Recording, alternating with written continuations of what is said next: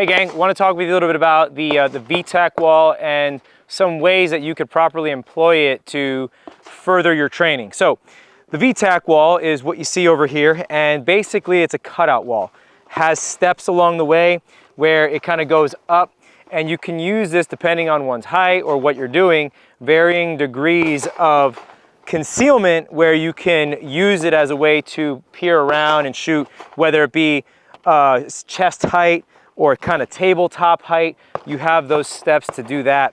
As well, you have different cutouts with different shapes along the way, and the whole purpose here is to force you into different positions, as well as making you shoot through various holes of varying sizes. So here you start out with a more like a diagonal rectangle, and then you have a square, and so on and so on.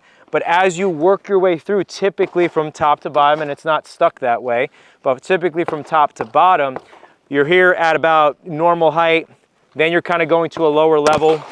This forces you kind of to the kneeling and requires you to have to shift left, right, or whatever. And then this can generally be the seated. So this would force you into a seated position, okay, here, or depends if you're that flexible, you can essentially get into a low kneeling or whatever other position that enables you to shoot through these apertures over here. Now, down here, you're gonna be in some kind of prone, working through these holes. Whether you're on this side or this side, this is that urban prone where you're gonna go ahead on your side and get that low profile, so then that way you can negotiate the target from here. And then another good thing about it is, if you're working from the bottom up or something similar, you can force yourself not only to get in to these various positions, but how are you gonna work your way out? So you get into this urban prone, and it's not just, hey, we're done. How do we get back up to a seated, maybe to a kneeling, and so on, so that way you're still remaining effective while you're negotiating these obstacles, if you will.